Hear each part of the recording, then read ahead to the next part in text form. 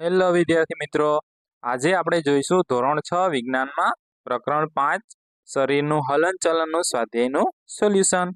જો તમે genius education ઉપર નવા હોય તો ચેનલને લાઈક કરો, સબસ્ક્રાઇબ કરો, વિડીયોને શેર કરો અને બેલ આઇકન પ્રેસ કરો જેથી નવા વિડીયોની નોટિફિકેશન તમને જલ્દીથી મળે।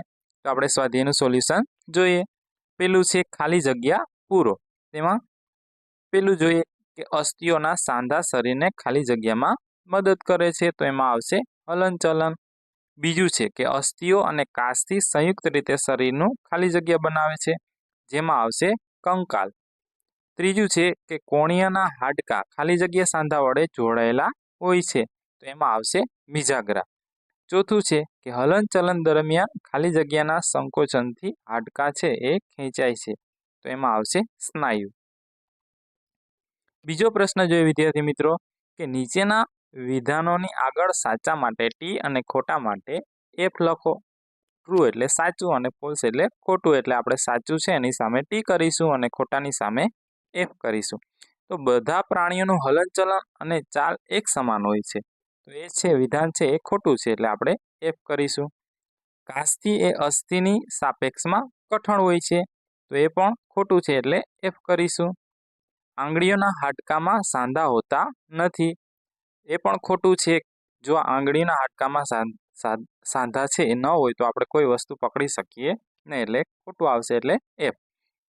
અગ્ર બાહુમાં બે અસ્થિ હોય છે, તો એ સાચું છે, એટલે આપણે ટી કરીશું।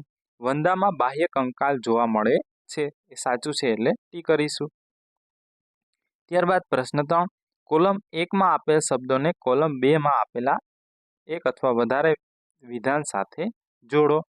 તો એમાં પેલું છે ઉપલું જડબું, તો એમાં આવશે શરીર પર આપણે જવાબ જોઈએ કે ઉપલું જડબું, તો એમાં જવાબ આવશે એક અચલ સાંધો છે। પછી માછલીની સામે આવશે કે તેનું શરીર ધારા રેખીય હોય છે અને શરીર પર મીન પક્ષ હોય છે। પાંસળીઓ છે તો એમાં આવશે પાંસળીઓનું કામ છે તો કે હૃદયનું રક્ષણ કરે છે।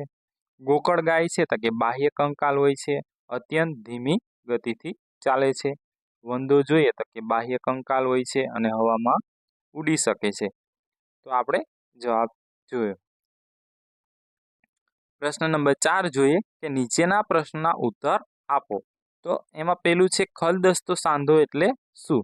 તો કે જે સાંધામાં એક હાડકાનો દડા જેવો ગોળ ભાગ બીજા હાડકાના પોલાણવાળા ભાગમાં ગોઠવાયેલ હોય, જેનાથી સાંધા આગળ બધી જ દિશાઓમાં હલનચલન થઈ શકે, આ પ્રકારની સાંધાને ખલદસ્તો સાંધો કહે છે।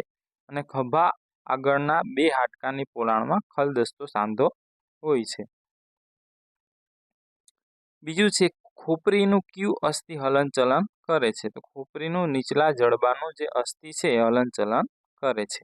ત્રીજું છે કે આપણી કોણી પાછળ તરફ કેમ વળી શકતી નથી?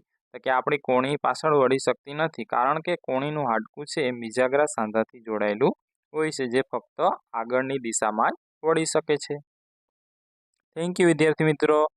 જો તમે જીનિયસ એજ્યુકેશન ઉપર નવા હોય તો ચેનલને લાઈક કરો, સબસ્ક્રાઇબ કરો, બેલ આઇકન પ્રેસ કરો જેથી નવા વિડીયોની નોટિફિકેશન તમને જલ્દી મળે।